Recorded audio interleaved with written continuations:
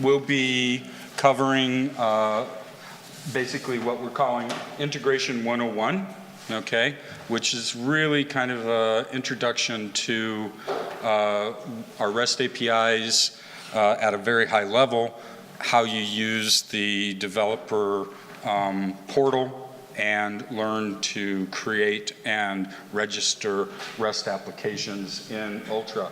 So we'll have a bit of, the usual slide presentations, and then toward the end of I think both of our segments, we'll actually do a little real-time demo. We'll keep our fingers crossed that the internet is our friend today, and we'll go from there.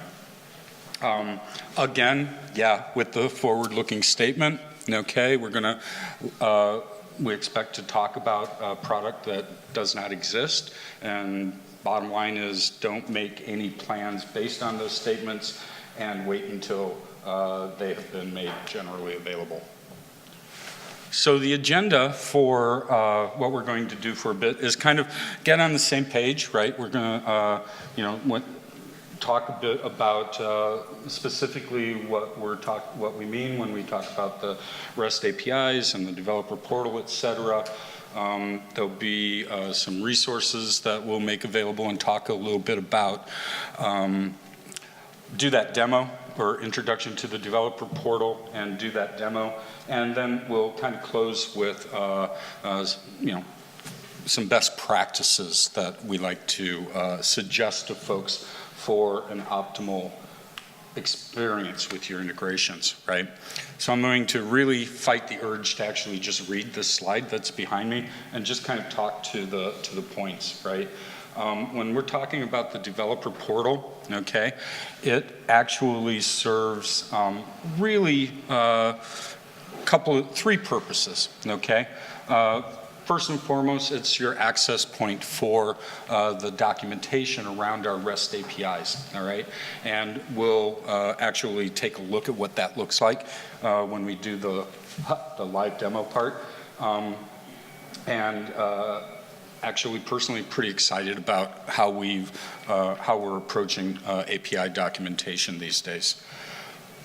One of the terms that is often confusing when we talk about the developer portal and how it fits into your REST integration development workflows is this concept of groups, right? So as you might think, a group can be several people, right? And that is very appropriate when we're talking about production groups, right? But it's very important to recognize that as a registered user in the portal, you're a group of one, right? And we'll, as I go through the demo around that, we'll dive in a little more deeply. When you first register at the portal, you are assigned default rate limits and site quotas. They're intentionally set rather low, okay? The idea being that that folks who are working in this particular capacity, that entry-level registration, okay, is that you are just starting to experiment with APIs. You're just starting to build out or prototype an application. It's not a production application. It's a testing or pre-release, right? And the APIs are intentionally, or not the APIs, the rate limits are intentionally set low, okay, to 10K per day. And we'll talk more a bit about that, dive in a little bit deeper around what that means and how rate limits impact your development. But to be very straightforward, as clients, when you go, oh, hey, I'm prototyping this, I'm testing it, I know I can't get what I need done with 10K, no problem. You just basically contact us. We talk about setting up a different type of group, which is a production group, and it's that group which we will assign the increases to your rate limits. Site quotas really are just the number of sites to which an application may be registered, okay? For you all, probably doesn't mean a thing. The 25 that I'll give you when you go production, not a problem, right? Where we have that, that's mostly for vendors, okay?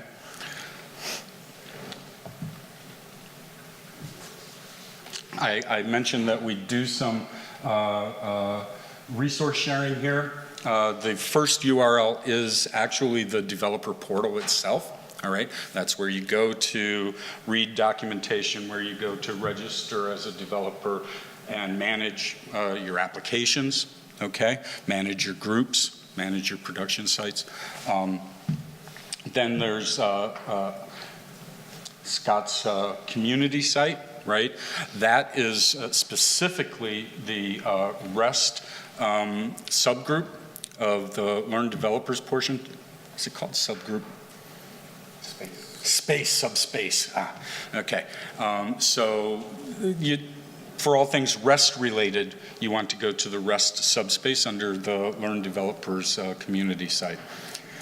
We also, and I'm not sure we actually talked much about this or mentioned it this morning even, but as part of the improvements that we wanted to make to the developer experience, right? We wanted to actually provide you all with functional working examples instead of all these little code snippets that like say, oh, this is how you do that, and then going home happy. We actually have made an effort to produce functional code for you all. And we publish that via GitHub. There's a typo in the URL. Oh, actually, no, there's not. It's basically if you go to GitHub and you search on bbdn-rest, you'll see what we've published and made available for you. And the great thing is that you can just, that's code for you to have access to. You can download it, you can spin it up, learn how it works, etc. And we support a variety of languages. Python, Java. We'll have an Elixir example soon enough. Do we have a Ruby? We have a Ruby example, but it's very basic, I think, right? But the idea is that we want to provide you with the resources to actually really jump in and get started fairly quickly. And then finally, the Blackboard Amazon Web Services machine instance is available if you go to the AWS Marketplace and search on Blackboard. Honestly, that'll be the first package that shows up. And from that point, you can subscribe to the AMI as you wish. So, talked a bit about the developer portal. I didn't actually cover all of that. The gap is that one of the things that when we talk about using APIs, right, this concept of an API gateway comes up, right? And essentially an API gateway at a reasonably high level is it's just essentially a router that says, oh, hey, you want to use this API, this is where it lives, go forth, do you have the permissions to use it, et cetera, right? So the developer portal is not that, okay? The developer portal really is about helping you manage your applications, about developer registration and access to a centralized point of API documentation. Okay, the actual API gateway is distinct and separate from that, and we'll talk a bit about how that works from an authorization perspective here in a little bit. So one of the really, I think, substantial changes in the way that we are producing documentation. How many folks are familiar with our Blackboard Java docs? Yeah, a fair amount of hands. I mean, they're wicked old school. Basically, I cut my teeth as a developer using those back in the day. And they're awkward and cumbersome and kind of difficult to navigate. They're just really not all that, right? And so what we've done with the REST APIs was we went with I say newer, it's been around a while, but basically Swagger documentation, okay? And the great thing about the Swagger documentation is it actually is generated, at this point, it's generated based on our API code. We have annotations in the code, and from those annotations, we are able to develop the Swagger documentation. We'll take a little bit, a bit of a live look at that here shortly. But the idea is that it is substantially more straightforward to find out what it is that is at your disposal, say when you want to work with courses, right? But also substantially easier to use in the long run. So I talked a little bit about groups. I noted that as a registrant via the developer portal, you are a group of one. You're a single developer, you're a group of one. At that point, with the default limits that are available to you, that 10K, and I think it's actually not 3, I believe it's 7 site limits. That is really sufficient only for prototyping, and we'll talk about its impact on testing, but for prototyping and testing your applications. Perhaps you work in an environment where you are not the development team of one, right? And so you have coworkers that are part of your development team. So you create a pre-release developer group, all right? And to that group, you can add additional developers. Remember earlier today, I was talking about how a developer can own an application, right? In the context of that GDPR conversation, okay? So you have your pre-release developer group, right? And so you take the collective of the developers who are perhaps working on a particular project, and you create and you add them to a group, and that gives them specific rights, assignable rights to managing that application, okay? Again, this might be a point where you contact us and talk, maybe request a rate limit increase for your testing purposes. And then finally, you have a production developer group. It can be a subset of your development team. It could be a single person that you've identified as someone who manages your production applications, right? But that will be the group where we prefer, right, to actually provide you with the rate limit increases necessary for production use. And the reason for that is that when you create a production group and we tag it as such, there are certain protections that come along with that particular group. Like you can't just willy-nilly accidentally delete an application, right? You actually get warned, hey, wait a second, this application is associated with a production group. You sure you really want to do this? Many times it's maybe not, right? And so there's that bit of protection that gets us there. And the timer is gone, so tell me to slow down or speed up. Thank you. And so I talked a lot about groups there, and this is actually a screen grab from the group interface, right? And what you can do is you can, when you need to create a new group, right? You just use the create button, you create the group, you're automatically added to that group. Additional developers you can add by their email address, right? And if they're not part, they receive an email that they've been invited to the group so they know that they have access to it, etc. This administrator setting, I know it's hard to see on the screen, but there's the ability to actually designate a specific person tagged as the administrator, which gives them full rights to the application and group management. One of the things that often comes up when talking with folks about rate limits is exactly, well, how do those actually apply, right? How do they work within the context of my Learn installation? How do they work within the context of my applications, right? So we'll kind of talk through that, all right? When you initially create your account, right? You're that group, you have that 10K, 10,000 requests for 24 hours, all right? That 10K is based per consumer site, right? So if you were in a position where you had multiple sites that were each using your application, each site would have access to that 10,000, right? It wouldn't be, that 10,000 would not be shared across sites, okay? But that 10K is shared across applications per site.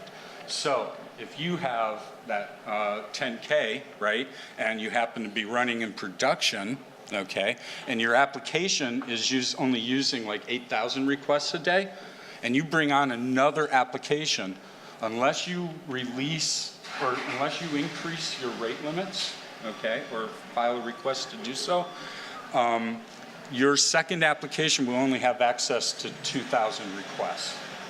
If we say that the first application is using consistently 8,000. That makes sense? Yeah, I see a lot of nodding, so we'll go on. And that's exactly what this slide speaks to. Again, I think the salient point here is that your rate limit is shared by the number of applications that you have available per learn site. All right? Pretty straightforward. Okay. So can you have ads in different groups? Yeah, you can actually have multiple groups. The intent is to be as flexible as possible, right? Where I think it becomes the one group, right, that is most important is that production group. It makes sense to have a single production group, especially for you all, right? Because then you have a one-stop shop for your application management. You have a strong indication of what rate limits are being used, et cetera. Okay, and we'll talk a bit about how you track rate limit usage as well. But that production, so you can have as many developer groups as you want to get to work your way through that prototyping and maybe beta release, beta testing phase of things. But when you actually release something in production, it's good to have that single production account that identifies your development group to the Learn Administrator. And we'll take a look at that in a live demo. Okay? Talked a little bit about application management, where the developer portal is where you go to register your application. And it's important to note that your application doesn't live in the developer portal, right? Your application is installed and lives in where you determine to serve it from, okay? What you're actually creating in the developer portal is an application reference, okay? Because in order to protect our the usage of APIs, right, we needed to be able to identify an application and provide a means of authorization, right? And that's what you see here in the middle is, this was supposed to be a nice little animated slide. It didn't happen, so we're just going to fake it. And when you create an application reference in the developer portal, you are assigned a key and a secret. All right, that key and secret is used to authorize application access against the system that it's installed on, okay? So when you, and that key and secret only lives in your RESTful applications code. You never share that key and secret, okay? But what you can share, and yeah, here we go. So basically, once you create an application and you've copied your key and secret, don't share the key and secret, you're actually given an entry in your application list and you're provided with an application ID. It's that application ID that you share, okay? And that's what you provide a Learn Administrator, excuse me, to install your application, okay, or to have access to your application.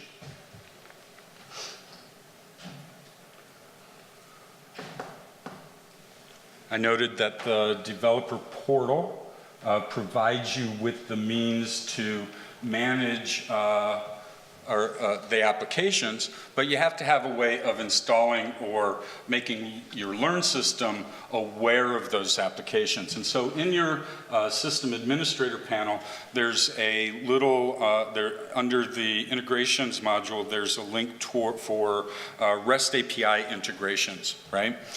You select that, and that opens up the ability for you to create an integration. And there are two things that are specific to creating an integration. The first thing is they'll take that application ID that was provided you when you registered the application in the developer portal. The Learned admin will take that application ID and paste it here. The second part is that the REST APIs in Learn are based on the same system permissions that Learn itself is based on, right? So you have an admin user, you have an instructor user, you have a student user, and they all have either the default or customized roles, okay? And those roles are made up of permissions, okay, that the Learn administrator may have assigned using the permissions, role generation and permissions panel. A REST application requires a user with a specific set of entitlements or permissions. And so you have to create a user that has those and assign it to this application. Now, to kind of make it a little muddier, we have, as of, last spring, we support three-legged Oauth, which allows that RESTful application, okay, to work and function and talk to your Learn system as if that user running that application is logged into Learn. Okay, that user has to go through a setup phase where they basically acknowledge that's what's happening, that the application is functioning on their behalf, all right? But then that application can do things that that person would only otherwise be able to do if they were logged into Learn, all right? And where that's important is think of a mobile application, right? Where you have a student that's interested in uploading attempts. Well, attempts is, for example, is a very user-specific activity, right? And so you need to have three-legged OAuth in place in order to have your application submit attempts on behalf of a student to Learn system. Make sense? Yeah?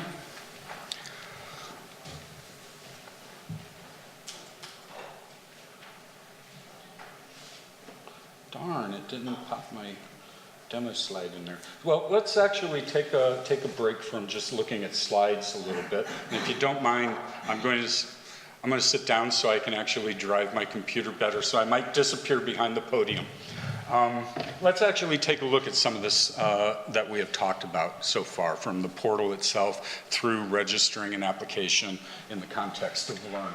Take a look at the portal, okay? Accessible at developer.blackboard.com. And most notably, there are a few points that are really worth making right here. From the portal page, you can actually launch out and go to the developer community website. But before you even log in, you have the ability to actually explore and take a look at what APIs are currently supported. And that's an important point to make, currently supported. When we look at each API endpoint, there is a little tag, and in there, it's hard to see, sorry folks, where it's a since tag, all right? So for every endpoint, we actually tag in the documentation what version of Learn that became available, okay? Forward-looking statement, just to be clear, I'm in the process of working with the team that generates this page so that it will have a version selection version chooser. So you can actually say, well, I'm on 3100. I don't have 3100.7, so you'd go to the chooser and you'd select 3100, and what you would see are the APIs that are available for that specific version. When you open the page, it would, unless you bookmark that 3100 page, whenever you open the page, you'll be looking at the latest, greatest, okay? And we update this with every general access release of SaaS, honestly. Yes? Actually, I don't know, but it might be useful as well, something related to that would be to choose which endpoints you need access to, and then it would tell you the minimum version you need to be able to hit all of those endpoints. Just so that, like, if you're planning out an application, you can say, okay, I want to need to access grades, I want to access this, and then you know whether you're already on a new enough version or whatever, rather than seeing what version you're currently on, finding out that it doesn't support, having to look through each one to see what the highest version number is in it. Yeah, that's definitely a nice take on the flip, right? And I think that we've actually talked about a way of doing that outside of the context of the Swagger documentation, right? Because of the way that it's generated, it is highly more conducive toward creating these web pages based on that versioning. Where to get at what you're doing, that's, yeah, it's a bit of a different approach to generating the documentation. And so we've actually had conversations about maybe, how we could get to what you asked. Let's talk more about that. Okay. All right? Cool. Oh, and I'm sorry, folks didn't hear the question.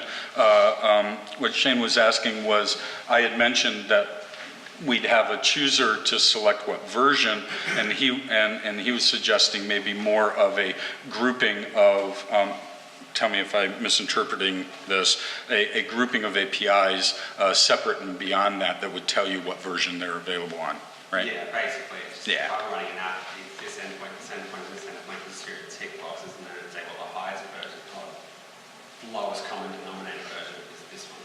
Yeah. So we're thinking of the same thing. You just said it much better.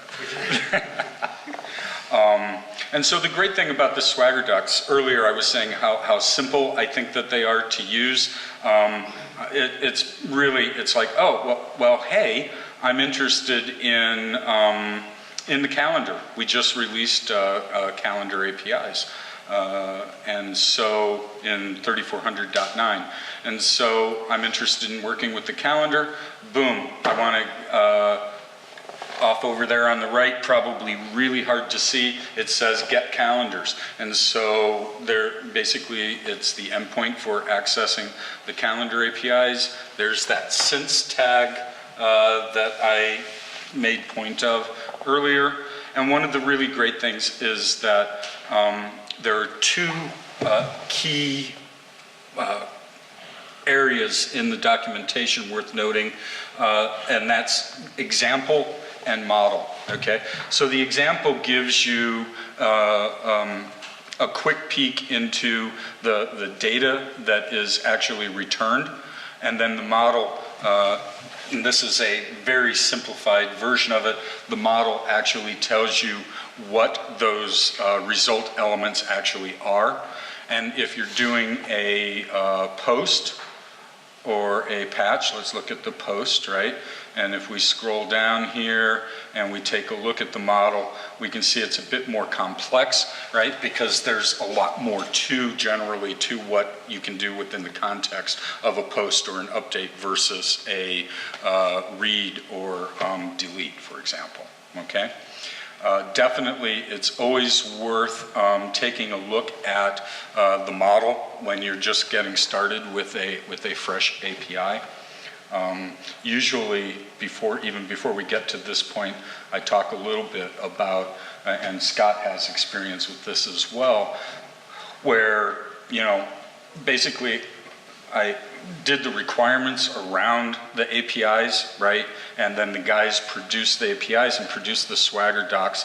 And in less than probably between 10 and 15 hours in the evenings while watching the evening news. I taught myself enough Python to be dangerous and wrote code that used each of the, at that time, 36 endpoints, right? That's how, and based on the documentation from Swagger. It just made it so much easier. I wouldn't have been able to do that with the Java APIs, I don't think, right, at the time. So let's see. I think that probably about covers the documentation, okay? Basically, it's your go-to, okay? Explore APIs, you don't even have to be logged in to do that. Hopefully I am here, and we'll go here and log in. And once you log in, so creating a site is really straightforward. All we ask for is your email address so we can contact you in the event of an issue with the system. And your first name and last name, because that actually is used in differentiating groups, okay? So as you can see, I have quite a few applications registered, and they each have this application ID, okay? One of the great things is we can actually come in and see what schools or systems are actually using the integration. At this point, no one's using one. I'm not going to click through. I don't remember which ones actually I've installed things on. But we've also added the ability to manage application keys. In some cases, you may actually want to change the application key or change the key and secret behind an application, and you can manage that within the developer portal. Let's see, site registrations, okay. These are sites that I actually have installed integrations on. There is, as I said, there's a limit of 7 with that default developer registration, and you can actually basically remedy that by uninstalling applications. And you can base that on by looking at specific groups, etc. So we go back to applications. So to create an application, right, I just come in here,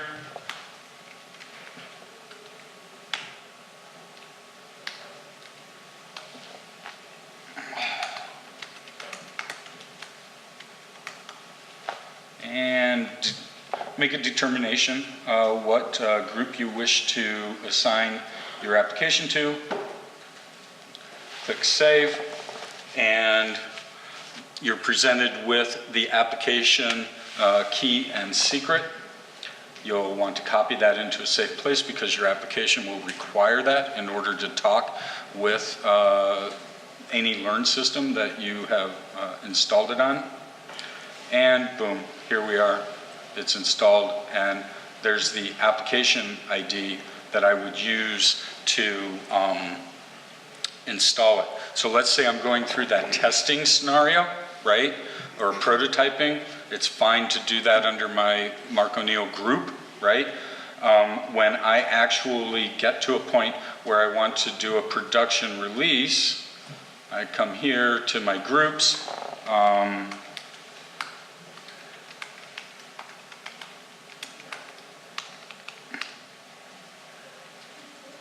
Create a group, and as I noted earlier, I am added to that group. If I wanted to, I could come over here and I could add Scott Hurry.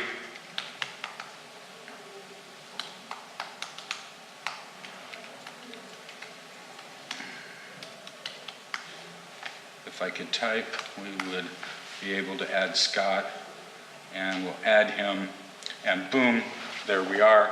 I can choose to give or to not give him admin access, and I can also manage whether or not he's still on this particular team's developer list, okay? Then when I go back to my apps, my ANZ demo is done. I can come here and I can add it to my production group.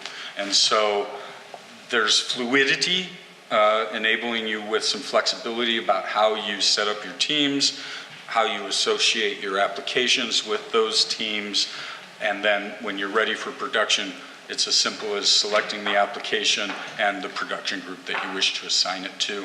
All of the magic happens on the back end, and if your production group has a 500K limit, your application immediately sees that 500K limit. Mark, what's the trusted services column that we don't see? That is because I'm logged in as an admin user. Okay, so there are certain services that we have that are actually trusted services, and they work within the context again at that level. It's basically the same as a signed building block that's installed on the system, right? So Ally is a trusted service, for example. Could you also run through the process for us of how we would up the data rate? I'm sorry, how you would? How we would up a data rate, such as we've got a group that's production. Increase rate. Oh, okay, so. Then we email you this process and you go. Right, so the preferred practice for increasing rate limits is to actually go through and file a support ticket, okay? That honestly, actually, I like to think that, so eventually those requests come to me, right? And I do this magic little thing where I go to the admin panel and I enter your email.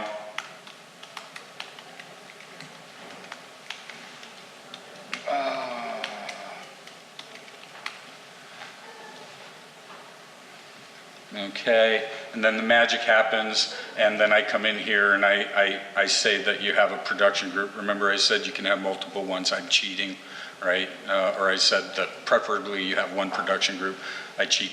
I have a couple, but there are actual practical use cases for having multiple production groups. Maybe you have different divisions working on things and you wish, on projects, and you wish to keep those separate, right? So, but basically I come in and I can say, there, I just increased my rate limit on the DevMen, should change that to Dev Squad, production group to 150K instead of 100K. What type of information are you expecting in the service request?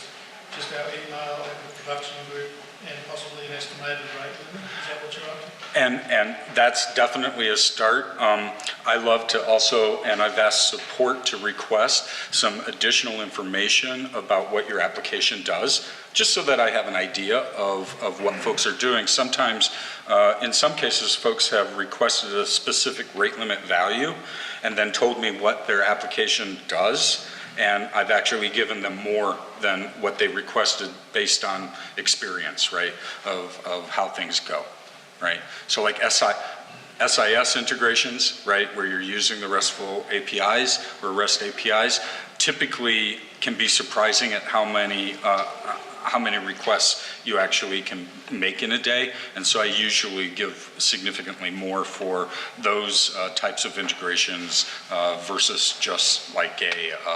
So would that be an example of having two production groups, one for SIS and one for other apps? Yeah, definitely.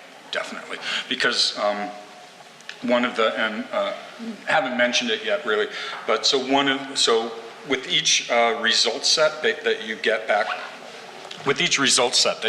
from a request, in the header are contained three X header elements.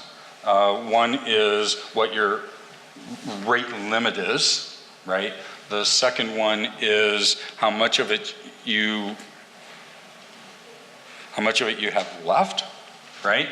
And then the third one is when does it get reset? So there's a timestamp there that's available to you. And when we talk about best practices, we'll talk about a bit about how that all comes into play for building a really sweet RESTful application. Okay? Yes, sir. You just mentioned about the rate limit being in the X header. Apart from that, is there any sort of notification system that would be sent to warn you that you're approaching, especially the production system, that you're approaching your rate limit, and do something about it? You are talking to a point that's on my Developer Portal 2.0 list, right? To be able, because we have the application, right? We know the developer, right? We have an email there. Boom, let's send them an email that alerts them. But at this point, really all you have is monitoring and managing the headers. Yes? I was going to say in answer to that question, we actually split the number of REST requests we've used into our SIS logs, because we have an internal system that logs everything, basically using our stack. And so through that, we can go and check at any time by searching for like REST requests used or remaining, and we can see where we're at, which is really handy, particularly at the start of the semester when students are making changes all the time. And for a while, I had a little mini project where I was mapping it to see how many we were using in the first week versus, 7th or 8th week. Mm-hmm. Yeah, I think, and one of the really great things about that self-monitoring is you can really start to plug that information into like a round-robin database that you can then build graphs from to actually watch the patterns and see the patterns of your requests. And ideally, that would help you identify peak periods, okay? But, and all of this actually is a recommended best practice, right? Read those headers, either archive logs that provide you with the analysis, or from within your application, send the owner of that application an email when a threshold is reached, right? There was a hand over here. I'll get to you in a second. Yes? On that same token, it would be useful as an admin to be able to see applications rate limits that weren't yours, that didn't belong to you. So, for example, if you've got some third-party REST integration that's hammering, and it would be useful to be able to see that sort of stuff on the graph as well. Absolutely. Yeah, I hear you. I hear you. Yes, sir. Could there be like a legitimate reason to remove rate limit altogether? Like in the production system, if they're just going to keep increasing it when it reaches that threshold anyway? So currently there are no plans, right, for eliminating rate limits altogether. Okay, they're actually put into place for a variety of reasons. One, so that we can gain a better understanding of application impact, right? How you all are actually using the APIs, right? And with what degree of frequency, okay? But also lesson learned, right? If you actually effectively eliminate the rate limit problem, and say give someone, like, I don't know who would have done this, 2 million requests a day and give them that opportunity, bad things have happened, right? And so at least until we collectively get our heads wrapped around what reasonable use is, okay, we're going to have rate limits for a while. But, as I said earlier, in you guys' context, all you have to do is just say, hey, I need more. I'm adding an application, or I'm seeing that I'm getting too close for comfort to the edge of my rate limit, right? And all you have to do is make a request, and we're happy to accommodate, right? But at the moment, though, it's a hard request, isn't it? It just denies when it hits the limit. Like in a production system, that's the last thing you want to happen is functionality being terminated. Yeah. Is there a way that you can switch it to this up when it gets there and then notify us? Yeah. At this point, and again, I think that's a forward-looking statement. That's a Portal 2.0 thing. What I'd like to do is I'd like to have soft failures, not soft failures, but soft rollovers, right? So like, oh hey, this is your rate limit. Boom, that email gets sent, right? And then we provide a threshold for things to continue until and at least get through that critical phase where otherwise things could fail, okay? And address that and basically give a buffer zone, right? Yeah, I think that honestly, effectively, we're going to have the rate limits into the future. I think one of the things that will happen that will also impact this is as we are moving forward and talking about what the impact of an API gateway is and how that should be different from what we currently have to be more cross-product supported. Things like throttling of API requests type of things are going to come into play. Okay. I think it makes sense if something happens where the system's compromised or there's a malfunction in one of your client's systems, it makes sense to have some rate limit there, even if it's 10 times the limit that you normally expect it to be. At some point, you do want to cut it off and say that's not enough. Even if there's a soft limit before that hard limit, it does make some sense because something gets compromised or there's a malfunction where it starts doing billions of requests. Well, yeah, or so you set up your application so it's multi-threaded, right? And suddenly, something goes crazy and you end up spawning 20 more threads than you normally would have based on some metric that you built into your application. That's an example of things going sideways really fast, right? And exactly, you need to be able, ideally, to have something in place for throttling, okay, that at least indicates that something, early warning system that something is going bad fast, right? And have that means of communicating to the developer and to the admin that this is happening, okay? But, yeah, you're right. So long as you're building something that warns people that they are reaching their limit so they find out that there's something going wrong. But I think the point I'm taking away from what you mentioned is that's as important for your internally developed applications as it is for licensed or subscribed applications provided by third parties, right? So I just had another question. You've got, in that example that you said not to use, where you have two production groups. It's preferable not to, but there are use cases where it's applicable. Like the gentleman mentioned, you have an SIS integration versus everything else that you have, right? And another example would be you have maybe 3 development groups on campus, and each of them, it makes sense to give each of them their own production group based on what they're doing. So if they're all on one site, is the rate limit cumulative? So if they're all 5,000, for example, the cumulative rate limit for that site would be 15,000? So I think so if you look at this, these are all groups that I have, that I'm an owner of, okay? Each one of them has a production indicator, whether it's a production group, okay? And then each one of them has a rate limit, okay? So right here, visible are 2 production groups, right? Well, I haven't actually set a number on the hack PSU one, but basically the rate limit is applicable to the applications that are assigned to the group, right? So this group could be, the DevMen prod could really be my SIS integration, for example, and Mark's production group could be all of my other applications, right? And the rate limits that are applied to those groups are what is applied to the application or consumption or available to consume by the applications in that group. Yes, sir. So the suggested layout for the groups, like would you suggest having a dev group and a production group, and then the same application appearing in both, which pointed to your dev environment and your production environment? Yeah, so that's a good question. Or would you have like one application that you would push through the different environments, but then you wouldn't have dev one, which is made as like production? Right. And so, there's flexibility here, as I've noted, right?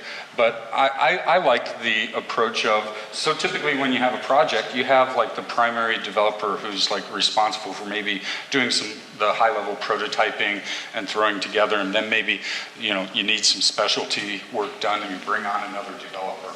So you have that first developer of one, that group of one, maybe he does the prototyping, that's one group. Okay, and then as you move through the phases from prototyping to development, you add and remove developers as you need to a second group, right, if you will, okay? And then you have the production group, which is that final, ideally, the one that has the most limited number of individuals associated with it, right?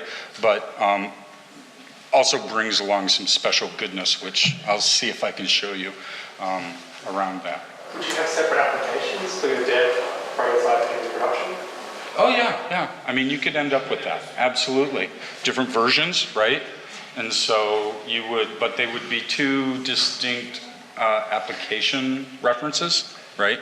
And so you have this is the one that's in constant development, okay?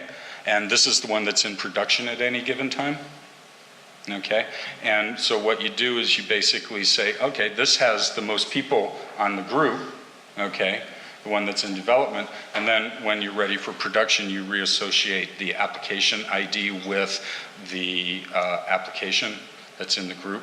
I think I briefly went over that a little bit ago, right? But you can actually just re-reference an application so that your production application doesn't have to be re-registered at the learn site point. Did that make sense? Yeah. Okay. Question about the screen. Sure. If we have a requirement to do load testing on one of these applications, can we also put in a request to have like a rate limit raised for a particular dev group for that period? Definitely a use case that we've worked with folks, clients on several times at this point. So the short answer is yes.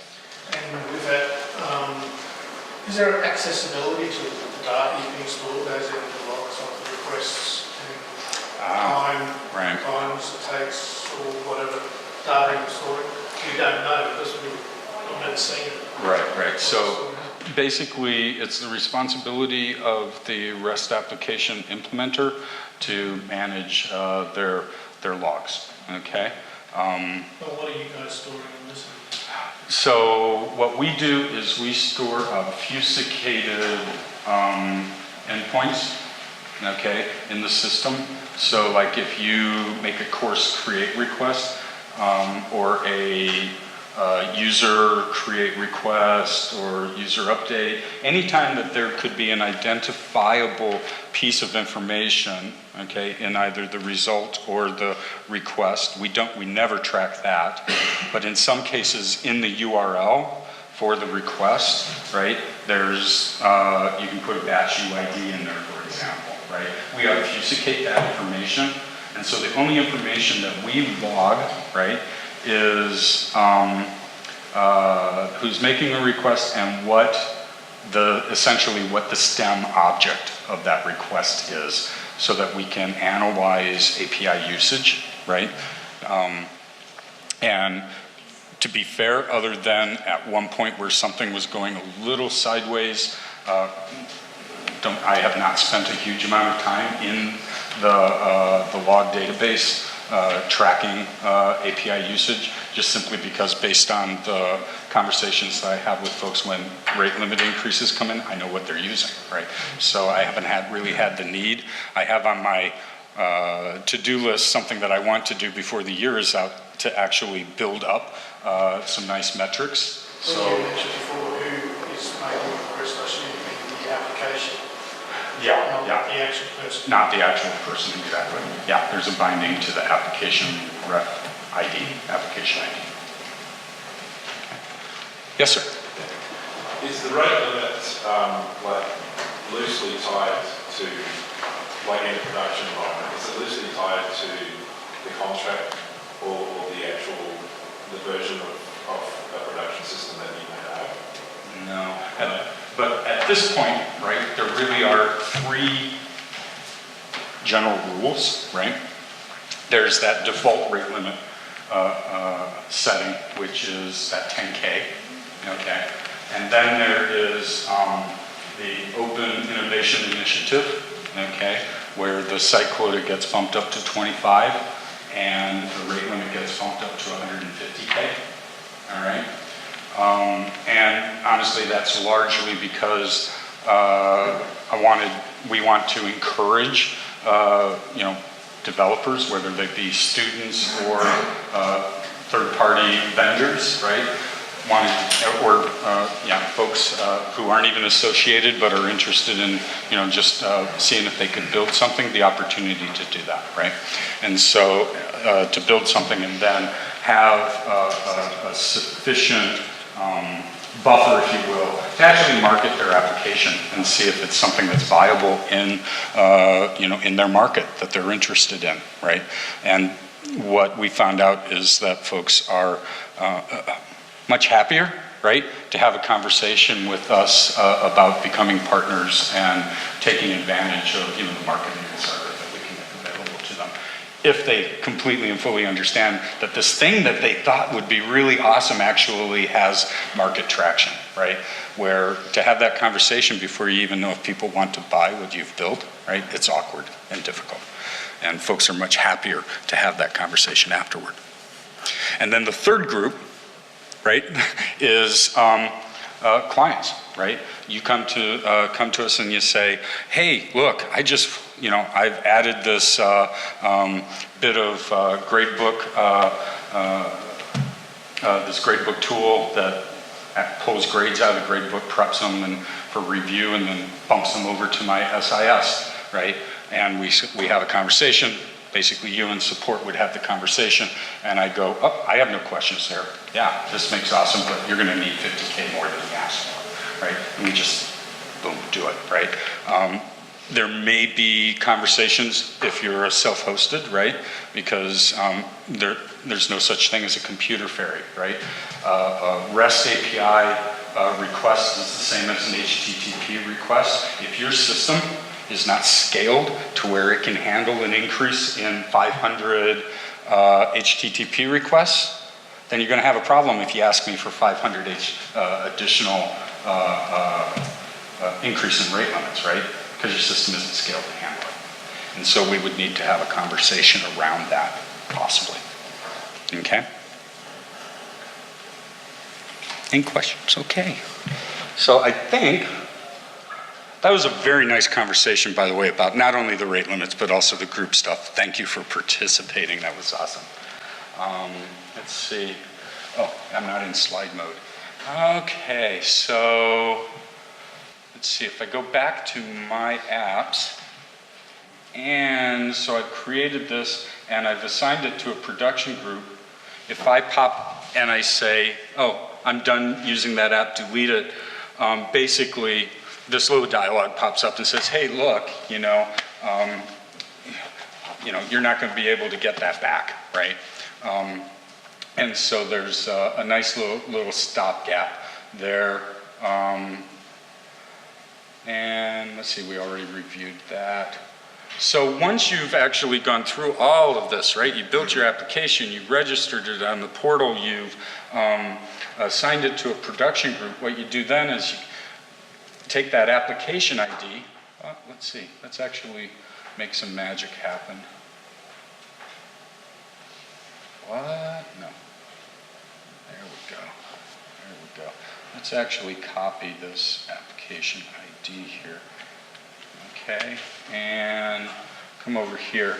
And I mentioned earlier that in the integrations area on the system admin panel, there's this link, REST API integrations. If you click that, boom, as we can see, there are actually quite a few already installed on this little demo server, 22 of them to be exact, right? And notice that they all have some bad people. Yeah, administrator. It's okay, it's our demo system, but we'll talk a bit about why that is so totally wrong to do. So like right here, my little REST app that I installed here actually has the user is bound to a Scott's account. So depending on what your privileges are within the system, that determines what that can be done with that application.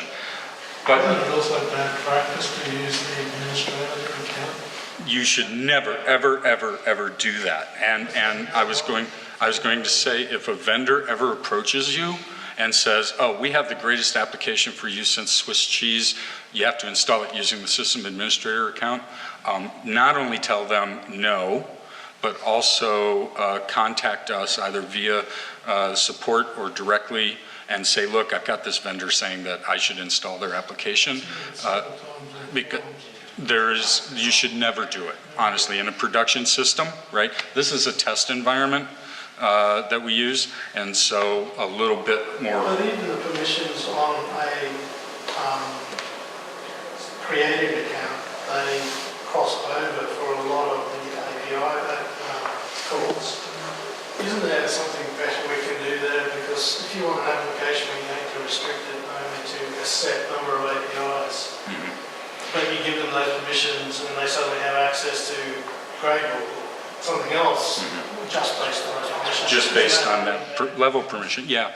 I'll be honest, in the best of all worlds, right? The conversation that we would have would be based on. Wouldn't it be better if the user account that is created has some sort of separate permission schemes based on these are the APIs that are allowable and not allowable?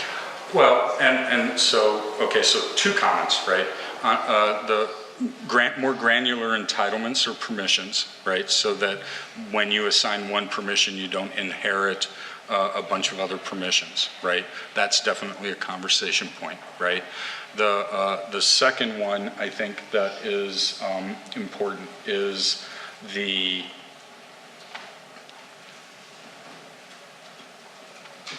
either using the 3LO model, okay, which tightly binds a specific user to a level of activity, okay. You always want to think in terms of creating a specific integration level user with the appropriate entitlements required for that particular application set of APIs, okay? And on the community site, there's actually an Excel workbook that I built that allows you to actually enter the entitlement required for an API as noted in the Swagger documents and produce the admin GUI level permission that should be assigned to a role. So what a vendor should do or what a developer should do is to provide you the learn admin, right, if that's the case, with a list of with either a list of required entitlements, okay, from the Swagger documents, say they don't know about this tool existing, or a list of permissions that a user is required to have. Like an example of difficulties that we've had in the past is when their publishers effectively spam our system with their marketing crap, putting in every community course site a link to their library products and elsewhere, without our permission. Right. Where I see a similar thing happening here, where if you give them access to one permission that happens to cross over, they're going to take use of it without requesting. And I think that talks a bit to not only the entitlements that they're requiring, right, but also to that granularity of entitlements, right? There might be opportunity there where a higher level of granularity and permissions could be sorted out, right? But that's actually something that would need to happen on the learn side, right?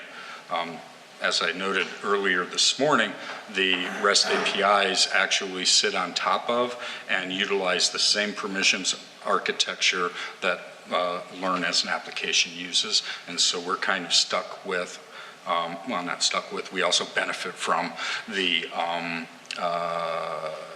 role-based permissions that are available. I'd like to thank whoever did the Excel spreadsheet permissions. It's a fantastic little script, whoever did that one. Oh, thank you. I think I did that I was on Christmas holiday, right? And I thought, this would be a good thing to have, so I went through and did that. So thank you. It's always nice to get some feedback. I think that, so from a Portal 2.0 perspective, right, one of the things that I've lightly touched on with the Portal team is basically getting to a point where I'm sure most of you have installed a building block, right? Yeah? No? Okay.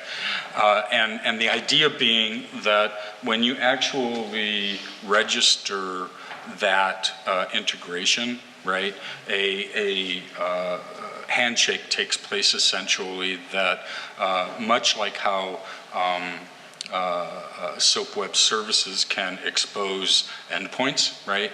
The idea being that much like kind of merge the SOAP Web Services model of doing things with what we historically have done with building blocks, and that's give the administrator a page that says, and by the way, this is what this application is going to do, right? Would you like us to create that user based on that information so that you as an admin, all you have to do is validate what they want to do? Okay, and so that would essentially probably be like a phase 1 approach. And then like a phase 2 would be to allow you to be a bit more granular, but the problem with that is it disables vendor or developer designed functionality potentially, right? Like, oh, the application wants to update a grade. Well, I don't want it to, so now that is going to break something on their side, right? And so that gets to be a bit trickier, and so that's like way further out. That's where that granularity would be really, really good, to be able to say, yes, you can create users, but you can only create students. You can't create system admin users. And yes, you can update grades only if the course ID is in this list or things like that. Yep, I hear you, absolutely. Okay, so let's see. So basically we talked a bit about this and kind of just pull it all together. You know, here's where I'm creating a new integration. I'd paste that integration, and if I was a real bad boy, I would put system admin for the learn user. Don't do that. I mean, you know, that's okay if it's like just your development instance, like you're using the DVM or it's your development box. But even then it's problematic because if you've ever worked with building blocks, you have that large, in the manifest, you have that large Java permissions thing. And when I was doing this full time, I hated actually finding the permissions that I absolutely needed. So I had like a cheat list, a cut list. I'd copy all these permissions and throw them into the manifest and go, I'm done, right? I don't have to deal with that right now. And then it would move through development and I'd forget, oh, well, I could have removed 15 of those and everyone would have been happier, right? That's one of the problems you're going to end up with, right? Plus also you're giving this application full admin rights on your system, right? So don't do it, not a good idea. And if a vendor says you need to assign admin rights, what are you going to say? Oh, come on. You're going to say no, and you're going to call us, right? You're going to get in touch with us, and you're going to tell us who the vendor is, and we'll give them a nice talking to. All right. So anyway, so I would do this end user access, right? That works. That's that 300 three-legged Oauth connection, right? Whether the application requires it or not. Since we only have almost 17 minutes left, what I'm going to do is I'm going to jump back to the presentation, right? Always happy to have more conversation around the developer portal and whatnot, but I wanted to leave us some time to jump through and talk a little bit about best practices and also have a sip of coffee. So I have a confession. For the longest time, as in like up until, when did we write the? A year and a half ago. About a year and a half ago, I would stand in front of you all and I would advocate test-driven development. Test, test, test. Write code, test it. Write code, test it. Did I do that? No, right? I would write a whole bunch of code. I'd go, did that run? Yes, it did. Yay, right? I tested, okay? And I finally was like, you know what, I feel really bad here. I'm up here, I'm advocating this, I know it's extra work, but it's the right thing to do. So when Scott and I said, hey, let's actually work on the sign-up list, which we'll be talking more about, I said, you know, Scott, I really want to do this test-driven development thing that I keep saying everyone should do. I qualify as part of everyone, right? And so I went out, I did a whole bunch of research, and we'll talk more about it when we actually talk about the project. But I actually, the code I wrote, and for the sign-up list, I did the back-end code, entirely test-driven developed, right? So I had test cases built out as I was writing the code. I'd implement something, I'd implement the test case first. That's the whole principle, right? You know what you want your application to do, you write your test case that validates that that was successful, and then you fix the code until it works, right? That's different than basically having a mock object that says, and mock objects come into play here, that says, oh, Fred should be the answer, and then testing for Fred and never changing Fred, right? Okay. You actually want your test cases to emulate as closely as possible the real world that you're working with, right? And I mentioned mock objects, right? In the context of the whole test-driven development, you know, earlier we were talking a little bit about, oh, these groups, right? You have a test group, you have a whatnot group, etc. Maybe my test group actually needs that 100,000 requests, right? The short answer is really what you're testing is not whether or not your application can talk to learn, but whether your application does the right thing with any data that would come back from learn, right? I know I'm asking a lot that you have confidence in the APIs that we've written. Trust me, they do what they say, what we say they're going to do, because we follow this process of test-driven development for the APIs, all right?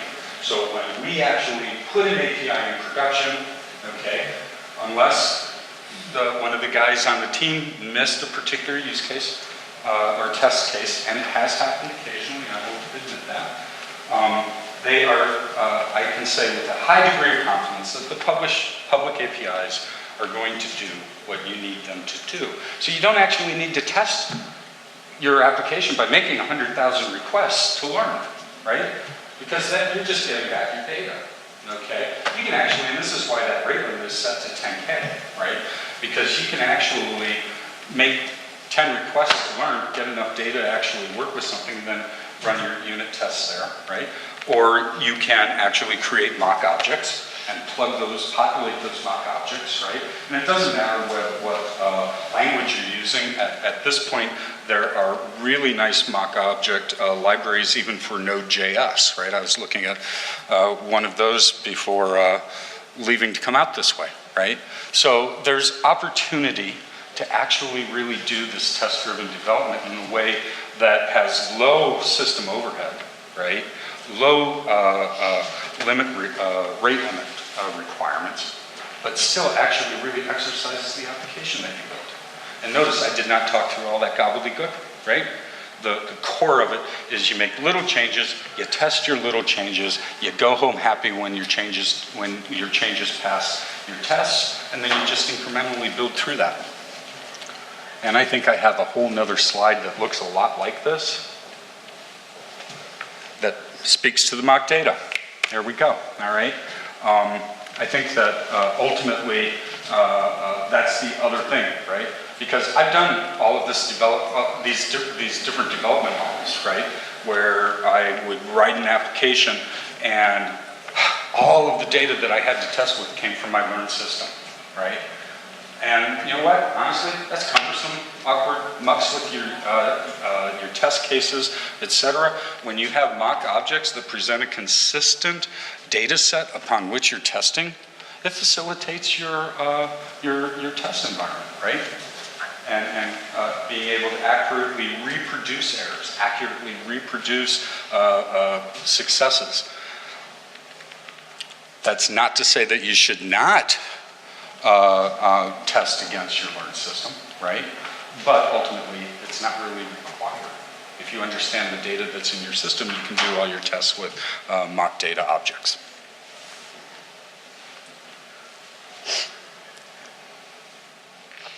Wow, security. Who doesn't love a good security conversation, right? So, and there's a little bit of GDPR impact here as well, right? Ultimately, you want to sanitize your inputs and outputs. That's like web development 101. Don't feel the need to really go into a lot of detail there. You should always be not only secure across the wire, right? But in a little bit, we'll also talk a bit about data caching. Ideally, you encrypt your data where it lives, right? So if you're caching data in your application, that should be encrypted, ideally, okay? Excuse me. Cookies, oh man, love those cookies, right? They should be secure too, okay? I think early on when we were working on the sign-up list, right?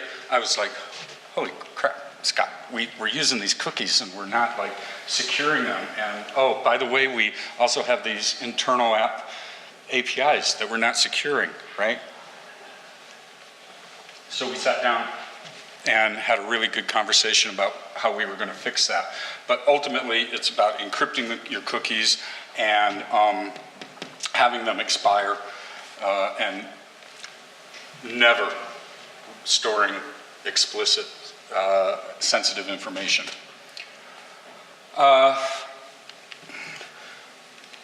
Cross-site headers, use those. I mean, ultimately, I think, yeah, this is the one that got us, right? I think notice it's toward the bottom of the list. I keep adding stuff to it as experience dictates. We actually ended up using JWT to secure the sign-up list APIs, which was quite nice. Got to learn a little bit about that. Logging, earlier I noted that your application is responsible for logging what your application does, okay? I mean, I think that, honestly, there's some conversation, way forward-looking statement, way out on the fringe of things where we're talking about, hey, wouldn't it be nice if there was a means for an external application to actually submit a critical log entry to Learn, for example, and have that get plugged into the Learn system logs so that you can then, as an administrator, view the system logs and go, oh, whoa, at such and such a date there was an issue with this integration. That's definitely way out there, but something that I've been talking about. And probably most importantly, from a security perspective, maybe not most importantly, but definitely important from a security perspective, is that the servers and the libraries that you're delivering your application from and the libraries your application is using, keep those up to date, especially if you're using, and I'm sure most of us would be using open source libraries, where in some cases those actually iterate quite quickly from a security perspective. I know Node.js does, right? And some of the libraries supported therein. You don't get the benefit of the security improvements unless you update the libraries. And I'm getting warnings from Heroku saying that one of my libraries is out of date and it's a security risk and I should fix that. And I haven't yet because I'm bad, very bad. Talked a little bit about caching. This is specifically about token caching, right? One of the best things that you can do within the context of your application is not make a token request with every single request that you make, right? That just adds a whole lot of overhead to your application, right? When your application starts, cache it, make an OAuth request, get back your token and cache that token. With its expiration, there are libraries for several development languages that support the expiration of a cached item based on a date. I think one of the nice things about the one with Node.js is that it's based on the same format that is included in the token request result, right? So you just pull that off and stick it in to the cache and boom, you're off to the races. And then whenever you make a REST request, you check the token, cache. Is it there? Yes, use it. If it's about to expire or is gone, then request a new token. Okay? Very straightforward, saves a lot of overhead from the runtime of your application. Also, not to mention, our servers are happier because we're not having to process a bazillion OAuth requests that are unnecessary otherwise. So, also, one of the things, coming back to that whole rate limits thing, right? If you find you're requesting the same piece of information, over and over again, consider caching that locally, right? Save yourself a request, right? Or several requests. And the idea being, and when you do cache that, remember, encrypt it before you store it someplace. Bit of a spoiler alert, and we'll talk more about this tomorrow morning, is we're actually looking at implementing batch requests, that ability that instead of saying, I want to create 10 users and having to make 10 requests, I want to create 10 users, including and make one request where all 10 user requests are contained in that single request, right? Saves on that rate limit, gets the job done, everyone goes home happy. So, it's worth talking a bit about deployment options, right? So, building blocks, okay? You install a building block on your learned system. The code lives there, right? It immediately impacts server performance, right? And depending on what it does, right, can even further impact server performance, okay? REST applications are very much like the SOAP Web Services model, okay?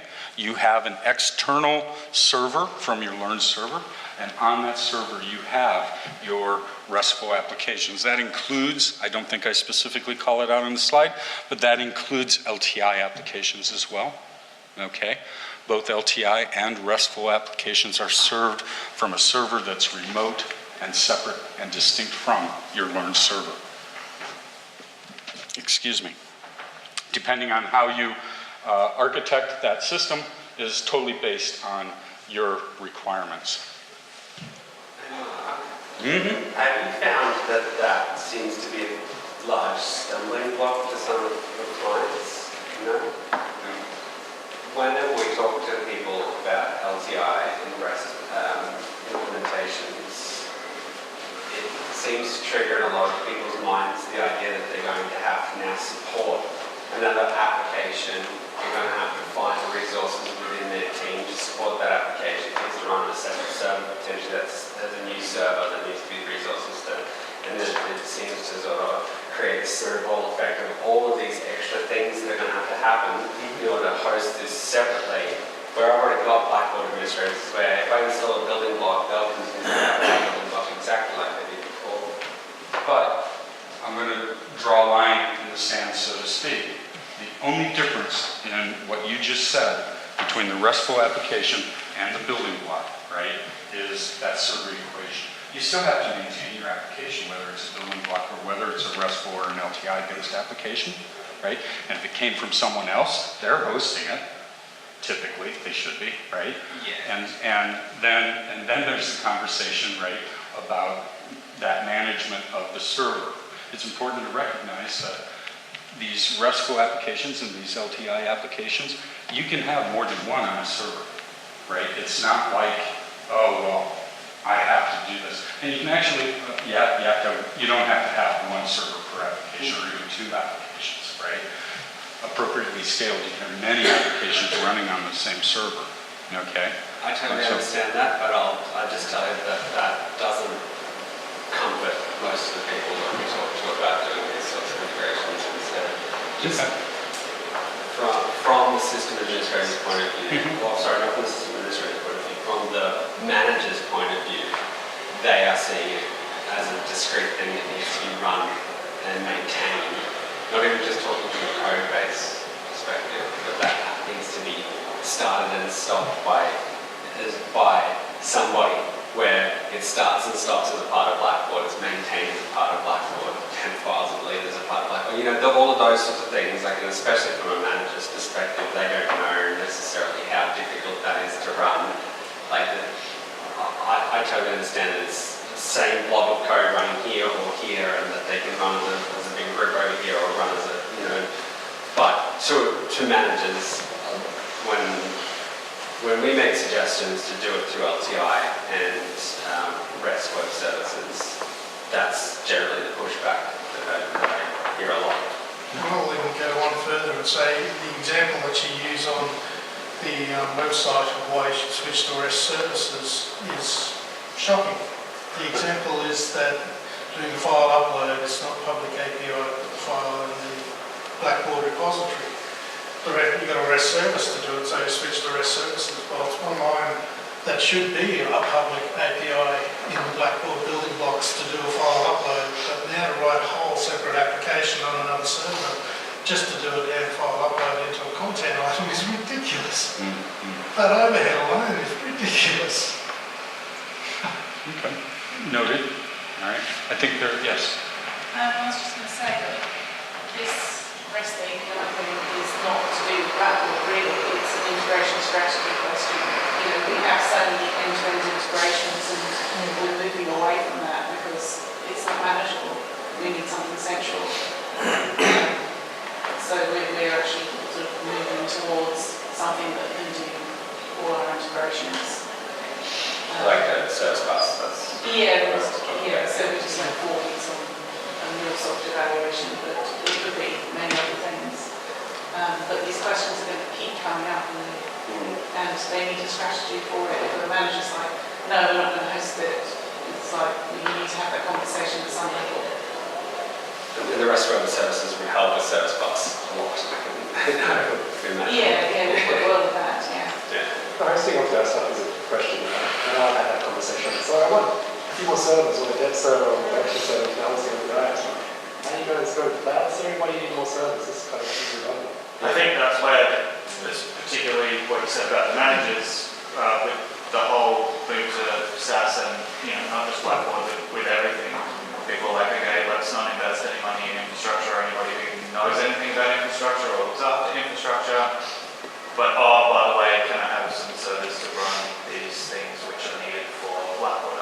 Isn't Blackboard SaaS? And I'm pretty sure everybody in the room understands what that is. It's getting upper level managers and stuff to understand. I think you also risk fragmenting the hosting and management of the applications as well. When they're all building blocks, they're all sitting on Blackboard server in one place. But as soon as they're LTI, they can live anywhere. And if the faculty wants to go and set one up on their own server, then it's a lot easier for them to do that once it's not centrally managed. Which is a positive as well as the negative, potentially. Yeah, I mean, there are definitely, some things that haven't been brought up in the comments so far are basically access, consider how the workflow one has to go through for managing an updated building block-based application, right? Used to be very easy, it's gotten more complex, right? Where if that same application was delivered via an LTI or a REST-based design, right? It's significantly more straightforward. In fact, the Learn administrator probably has to do nothing to see the improved application.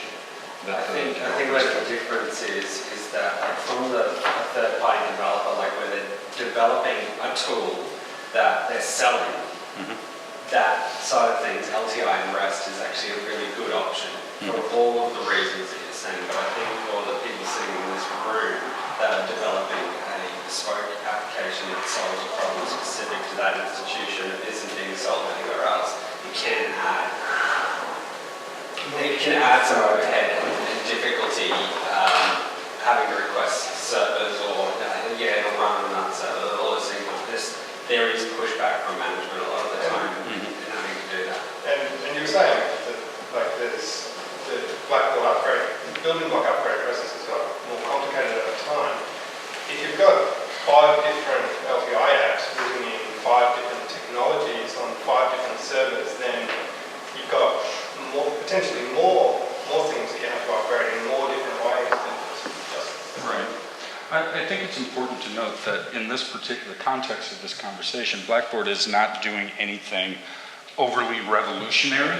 The entire software industry is moving toward this model, right? Yeah. And as consumers of third-party tools, right, we can set aside the I built it conversation for a moment, but as consumers of third-party integrations, right, you're going to run into this more and more, right, where that integration is going to be offered as an LTI, and Wade will have the opportunity to talk with us about LTI in a bit, right? But the idea is that more and more vendors are moving in this direction as well, right? And so if you're going to take advantage of certain integrations that are third party, you're definitely going to run into this as well, okay? From the building it yourself, you see the same benefits, right? From a management perspective of the integrations, right? And I definitely, I hear you when you talk about the concerns over increased management costs, right? And I'd love to talk individually, talk with folks about, what you're looking at as a means of internally resolving that. What types of conversations are you having with management, with your managers, right? So that we can actually collectively, or I can tap into your collective conscious then and start to really formulate a means of approaching this particular problem, okay? Oh, yes, sir. Another future question.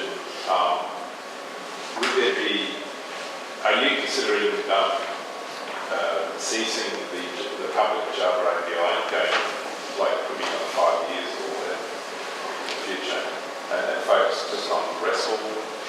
Sure. So, for folks who didn't hear, I think to really summarize that, are there any near-term plans to deprecate the building block Java APIs, right? The short answer is there are no near-term plans for deprecating the building block APIs, Java APIs. Having said that, it is very important to recognize that your building block applications will not work well in the Ultra environment, right? And we have, during our session this afternoon around migrations, we'll talk a bit about what that means, okay? And what it means from a development perspective for your integrations moving forward, okay? But short answer, no, right? Longer answer, you should. REST APIs are our forward-looking strategy for integrating with Blackboard products, not just one, right?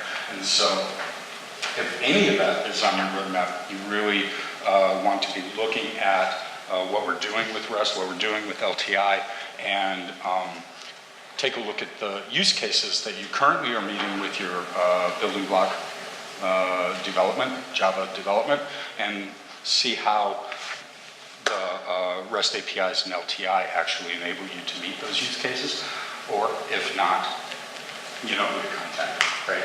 And we can have the conversation about what's not being met and work toward doing so.